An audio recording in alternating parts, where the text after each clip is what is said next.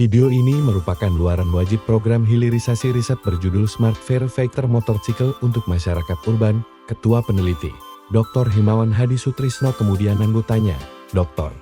Arif Syaefudin, dan Agung Gumelar, M.Pd.